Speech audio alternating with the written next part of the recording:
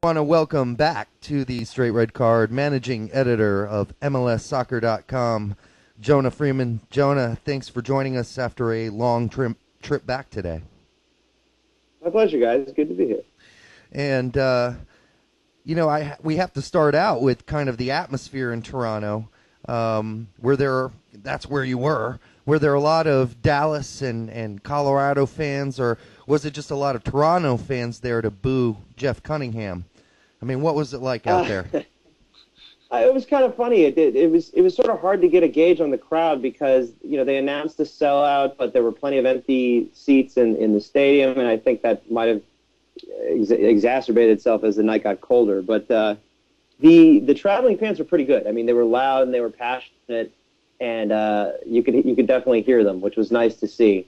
But it was cold out there. I'm not going to lie. Yeah, I mean, Garber looked cold at halftime, but in all seriousness, Phil Shane said that he noticed that the stands were full at the beginning of the game and only about half full, but many moments later.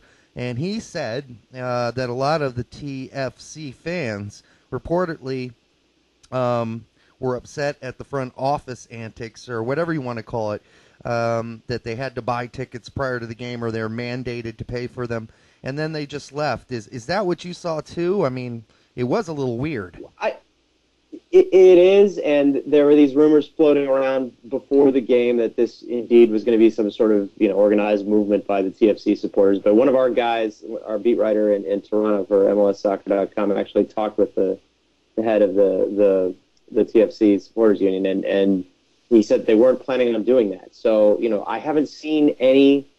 I'm not. If that's what happened, I'm not going to believe it until I hear any kind of statement from them, and I haven't seen that yet. Yeah. I think that it just got cold, and after a while, I think some Toronto fans decided, there really wasn't anything in it for them. They had their moment to boo Jeff Cunningham, which they all did.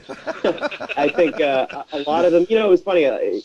Colorado really became the de facto team of the Toronto fans. I think that's mostly due to the fact that Marvell Wynn is on Colorado, and they really did appreciate what he did for Toronto. But Right. I don't know. They sort of like the blue-collar approach of Colorado. You kind of got the sense that that's who they were getting behind. So you could hear the Toronto fans cheering for Colorado. So, in that sense, it wasn't a total failure. I don't know what to say about any kind of reports of an empty, of an organized protest. So I'm not going to touch. I'm not touching it, guys. Yeah, I don't blame you. All right.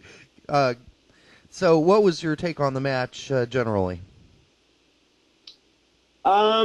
Everybody says it wasn't pretty, it wasn't ugly, but Colorado got the job done. I totally agree. I thought, I don't know, you sort of figured that FC Dallas wins this game. It's, quote unquote, a victory for attacking football, which, that's one of the reasons why everybody really wanted Spain to win the World Cup or whatever. So, there was that.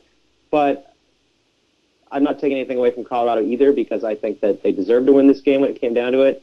And what's funny is that they really won it in a typically Colorado Rapids fashion. Neither goal was particularly pretty, but this team it's made its hallmark all year of just fighting for every ball and doing the dirty.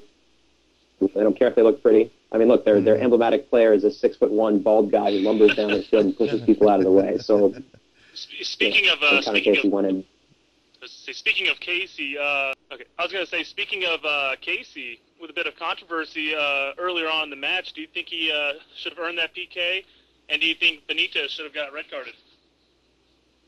It's funny. I saw it on replay, and it didn't look as bad to me on replay as I thought it looked live. I think you could make an argument that maybe when Benitez made that first sort of trip move, that could have been a call there, and the follow-through didn't look like it touched him. But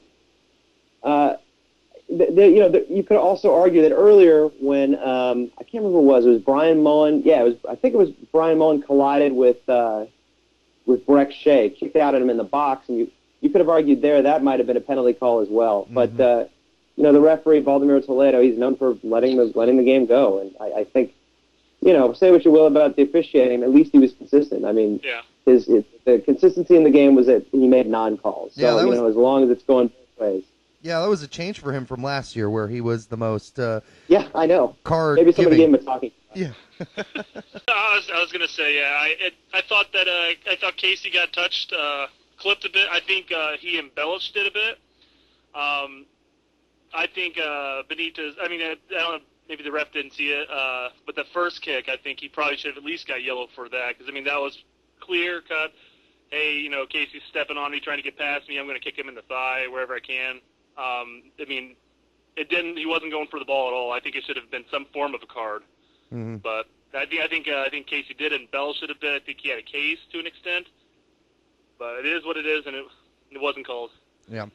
Yeah, maybe so. I mean, I think in cases like this, when you're calling a big game, you know, you don't want to make a call that's going to be that controversial, that's really going to affect the outcome of the game. You know, you don't want the referee to be the star of the game. That's the bottom line. I agree with you on that. And you know, like I said, I mean, it's possible that he thought he missed a call earlier, and he said to himself, "Well, I'm not going to make up for it by calling this one." You know, you figure that those things even out. And from my perspective, I don't think the officiating was a factor in this game. Nope. I kind of like the fact that it got really chippy and ugly later on. It makes for good theater.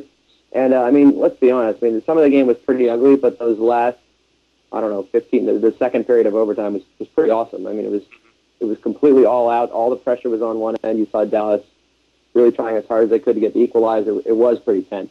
Yeah. And I'm glad it ended. You know, you don't want to see a championship won on an own goal ever. Right. But I got to be honest. I'm glad it didn't go to penalties. I wasn't. You know, I hate penalties in big games. Yeah, absolutely. Most fans of the games do. Yeah, absolutely. Don't like that at all. Hey, here's another question for you, Jonah. I mean, Casey was named, you know, sort of the MVP, the man of the match, if you will, but a lot of people are disputing that, and they don't like that, and I don't know if it's just because he's a big, tall, bald guy, but was Casey your man of the match as well? He was mine. You know what's funny? I did not get my vote in because, you know, they asked for your votes 10 minutes before the end of the game. And, you know, with 10 minutes left in the game, I had no idea. I didn't know what I was going to vote for. I didn't know who was going to win it. It wasn't clear to me. Yeah. I think that I was leaning towards Casey only because, you know, he scored the goal that, well, he was the only Rapids player to score a goal, let's be honest. Yep. But you know, like I said, the victory here is totally emblematic of the type of player Casey is. And even though I thought that Dallas did a pretty good job at shutting both him and Omar Cummings down, and you know we all know that how prolific they've been this past season. I thought Casey hurt them in other ways. You know, he made runs on the goal. He clogged up space. He was a force to be reckoned with, and you know he and George John literally knocked heads twice, and that gives you an idea of how ugly it gets out there. Yeah. And even FC Dallas coach Shellis Hyman said, you know, I knew Casey was going to be a big factor in this game, but he surprised even me because he wasn't a threat to score. And let's be honest, the goal he scored was pretty fluky. I mean, it's basically a ball on the floor that three guys are going for, and he just happens to toe poke it. Right. And credit to him, you know, he scored the goal. Yeah. But you know, I think maybe there's an argument for Jeff Marenowitz. That was what I was thinking. Me too. But I mean, you know. And once again, Jeff Lorenz is also emblematic of the Colorado Rapids and everything they've done this year. But yeah, I think when it's said and done, you got to give it to Casey. He scored the goal. He was a beast all night, and you know they've leaned on him all year. Yeah, beast is the word. Go ahead, Brett. I'm sorry. That's fine. I was going to say if I had to give it to a Colorado Rapid player, I would have given it to Casey. He caused a lot of problems for the defense. He might not have had that many chances on goal, but he was always in the play everywhere on the attack. I mean, you always saw him around the ball causing problems.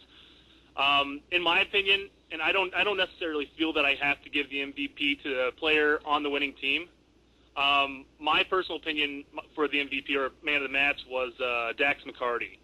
I think he played excellent throughout the entire match. Yeah, surgical. Yeah, his vision. I don't know where he's picked it up because his vision has improved over the past couple of seasons, and I mean he's sort of downplayed by Ferreira and everybody else in the attack, but I think he starts a lot of it, so I think he was a big man of the match in my opinion.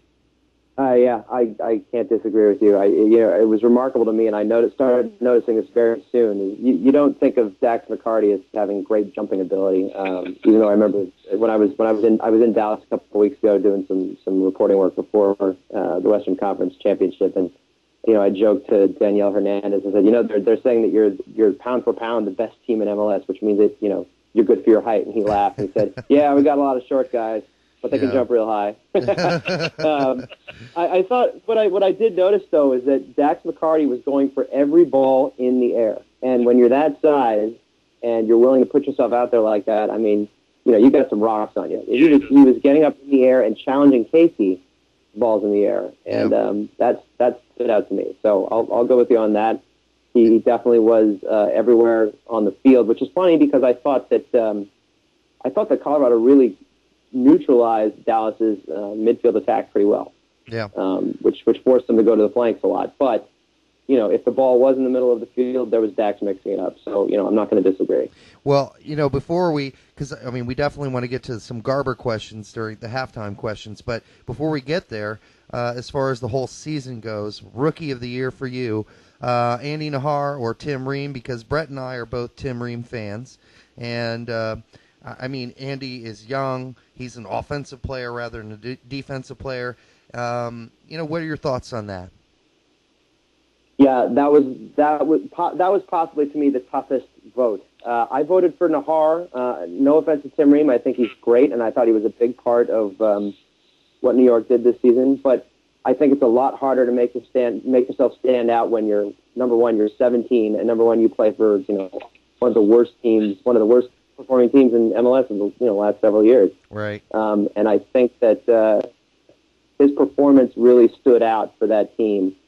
And whereas I think that New York could have gotten by if they'd used somebody else in defense, maybe not. Maybe they wouldn't have been as good as they were. Right. But you stand out more when you're one of the lone bright spots on a team that's not doing well. Well, so that for me was the vote for Nahar. Well, there's no doubt that the U.S. national team is definitely sniffing. Obviously, Tim already played down in South Africa, and they would probably love to have Andy Nahar too. So I guess either way you go, it's a winning proposition.